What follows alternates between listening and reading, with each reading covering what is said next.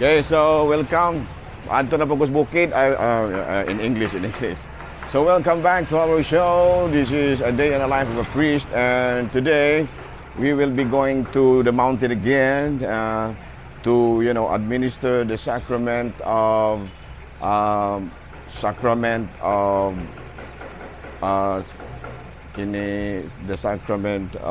matrimony to our brothers and sisters out there. So we're going now to Candana-ay, and I'll take with you. No, I'll take you with me to Candana-ay.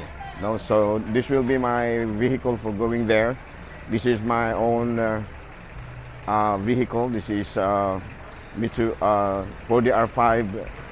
This is a 4DR5 Jeep, and of course already enhanced. And this can go to hard areas of rough roads. So we're going there. So this is my vehicle, and I will take you with me there, so that you can also witness what it is to be giving free sacrament of matrimony to our brothers and sisters in the upper part of our provinces. Thank you. Let's go.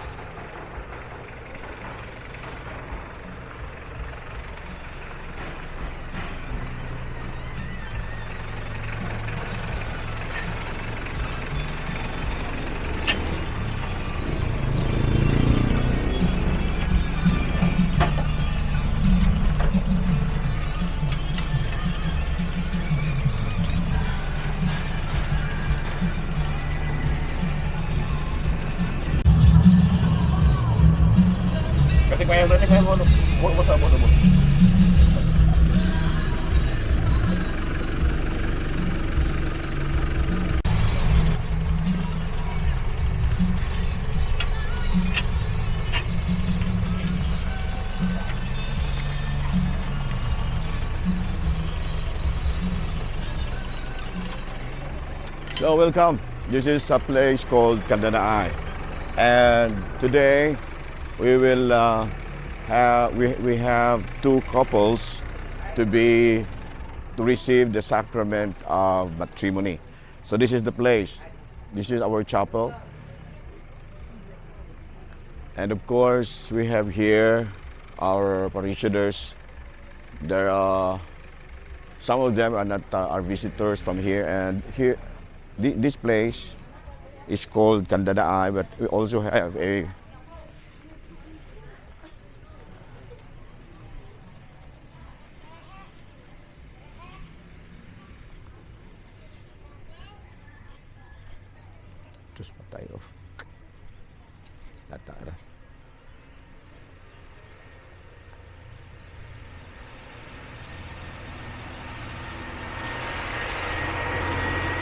we call this place Candana-ay, and this is the shrine. Some sort of a grotto. I built it months before, and of course we have this blessed with some parishioners coming, and we're trying to maintain this place. This called is Candana-ay, and today we will have two couples to receive the sacrament of matrimony. So this is the place.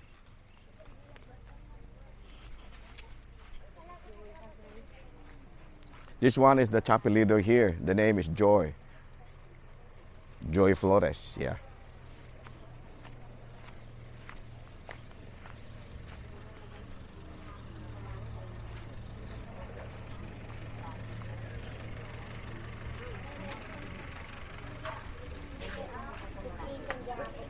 Good morning. Good morning. Morning, Father. Morning ka.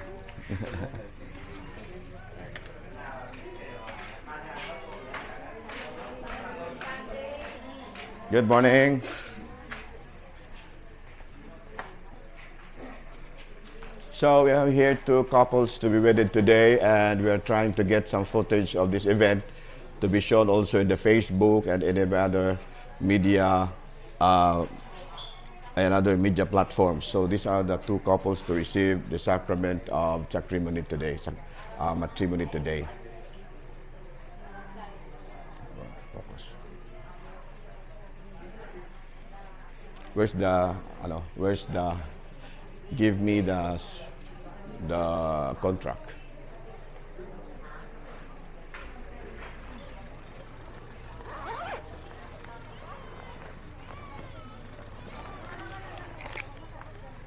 So we have here two couples. Which one of you is Julius and Linda? You are Julius and you are Linda. Okay, and the other one here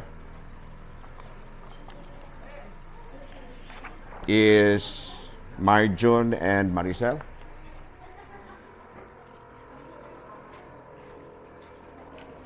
So we will cut this footage, but afterwards, during the wedding, we will have it covered again during the Mass, and we will also try to cover some of the footage of the celebration. So today I would like to remind you, look at this. You see some sort of a high place here. Look at the mountains. So this is located in the top of a hill, but of course we have some roads coming from the town going up here to the mountains. So you will be seeing this. This is why our apostolate giving free marriage to our parishioners, and this place is called Candana-ay, one of the chapels here in our parish. Thank you very much, and afterwards, during the marriage rite, we will get some footage. Thank you.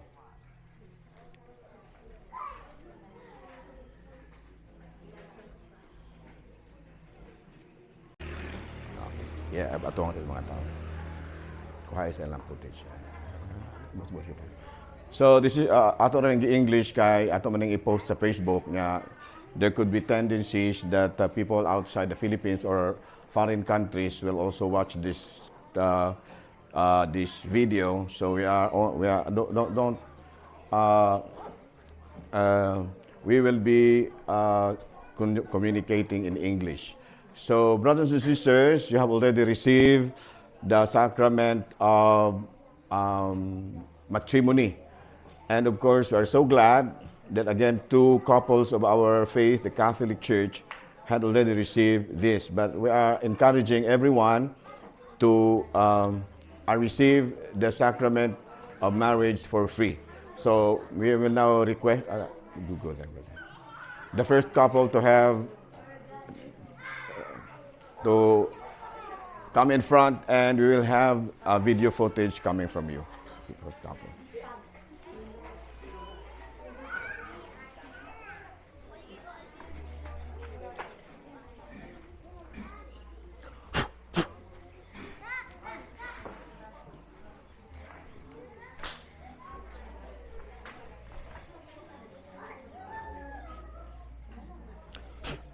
And also the sponsors, please. Sponsors, come forward, please. Come forward. They're sponsors. Okay.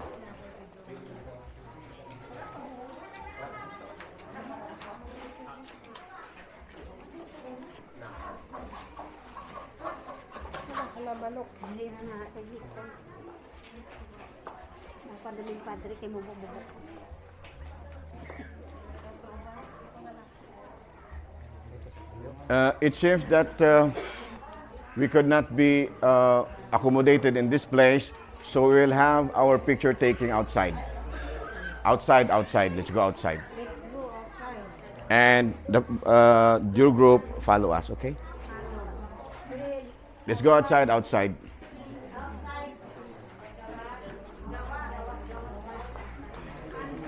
Kamu puntanan, dali mo gawa kaya mag-picture taking ta para ato nang i-post. Kamuntanan, dali.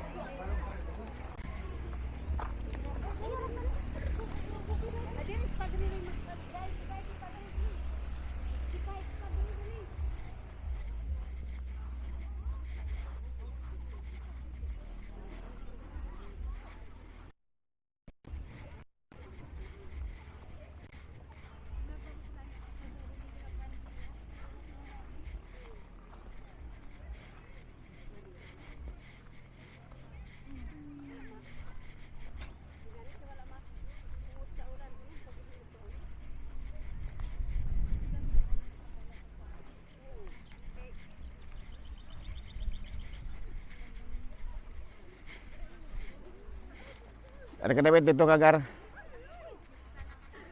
Gar! Para makita diri ang View. Okay, the first couple, please. Ang una grupo. Ang una nga Ilahang grupo.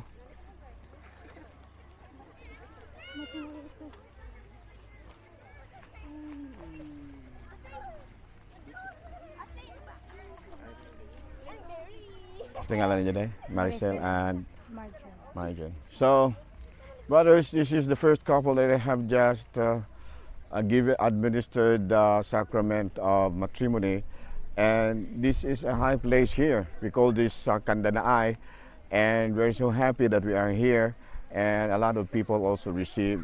We're here to witness this sacred activity of the church here in Barangay Candana-ay. Okay, thank you very much. And for the second couple. Kamu na po na yung po.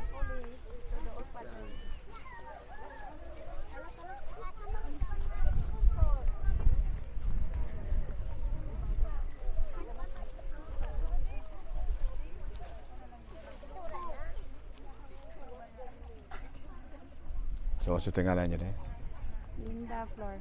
Linda o Julius.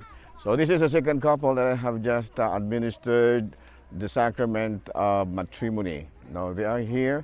Of course, this is a high place, of course, and we are here to give them the sacrament of matrimony for free.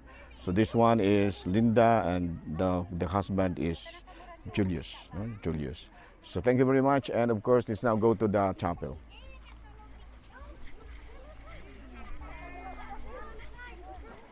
I used to visit this place every second Wednesday of the month, but because this is a special occasion, I put this in third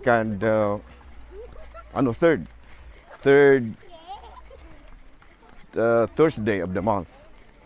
There are a lot of people here, and this is our chapel.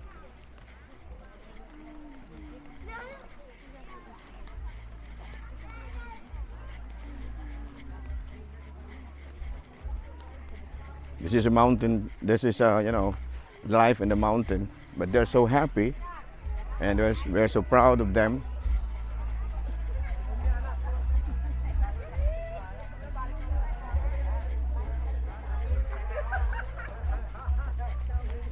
Okay, so the final blessing. The Lord be with you. May the Almighty God bless you, the Father, the Son, the Holy Spirit. Tapos na ang misa, dadon nato ang kalinaw ni Kristo.